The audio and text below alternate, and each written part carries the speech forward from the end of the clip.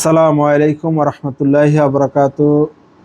আবারও আপনাদের মাঝে উপস্থিত হয়েছি আমি রাসেল আহমেদ। রাসেল ট্রাভেলসের পক্ষ থেকে সকলকে শুভেচ্ছা ও অভিনন্দন জানিয়ে শুরু করছি আজকের এই ব্লগ। আজকের ব্লগের আলোচনার মূল বিষয় হচ্ছে তুর্কি ই ভিসা। তুর্কির ই ভিসা নিয়ে আমরা আজকে আলোচনা করব। কোন ভাই এই ভিসাটা আপনারা পাবেন, ভিসা পাওয়ার জন্য আপনার কি কি ডকুমেন্টস প্রয়োজন, কি কি জিনিস প্রয়োজন, সেই জিনিস নিয়ে আজকে আলোচনা করব। ভিডিওটি শুরু থেকে শেষ পর্যন্ত দেখুন, স্কিপ না করে আপনার পুরো তথ্য এই ভিডিওর মাধ্যমে পেয়ে যাবেন ইনশাল্লাহ। তো চলুন আমরা আজকের যে মূল আলোচনা শুরু করছি। সেটি হচ্ছে আপনি যারা এই ভিসা নিতে চাচ্ছেন তাদের অবশ্যই আমেরিকা, কানাডা, ইউকে, অস্ট্রেলিয়া, সেনজেনের যে কোনো একটি দেশের ভ্যালিড ভিসা থাকতে হবে।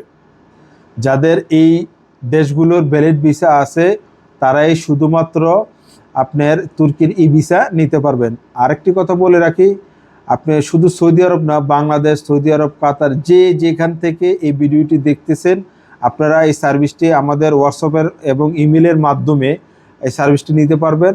এই সার্ভিসটি নেওয়ার জন্য আমাদের সাথে যোগাযোগ করুন।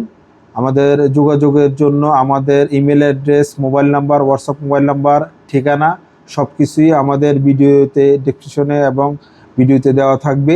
তো আরেকটি, যারা সৌদি আরবে আছেন, আমাদের সাথে রিয়াদে আছেন, তারা আমাদের সাথে সরাসরি যোগাযোগ করতে পারেন।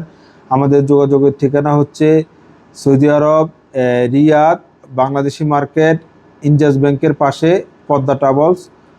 আর যারা সৌদি আরবের বাইরে থেকে যোগাযোগ করবেন তাদের জন্য বলতেছি, আমাদের ইমেল নাম্বার এবং হোয়াটসঅ্যাপ নাম্বার আছে। আপনারা এই সার্ভিসটি নিতে চাইলে এই ইমেল এবং হোয়াটসঅ্যাপের মাধ্যমে নিতে পারবেন। তো এই ভিসাটা যেই ডকুমেন্টসগুলো প্রয়োজন আপনাদের বলছি, যে এই ভিসাগুলো নেওয়ার জন্য যেই কান্ট্রিগুলা আমেরিকা, কানাডা, অস্ট্রেলিয়া এবং সেনজেনের যে কোনো একটি দেশের ভ্যালিড ভিসা থাকতে হবে।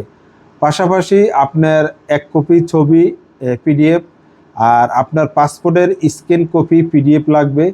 এই তিনটা জিনিস থাকলে আপনি তুর্কির ই ভিসা সার্ভিসটা নিতে পারবেন।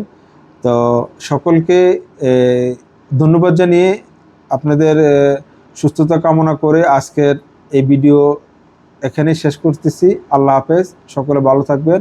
আসসালামু আলাইকুম রহমতুল্লাহ।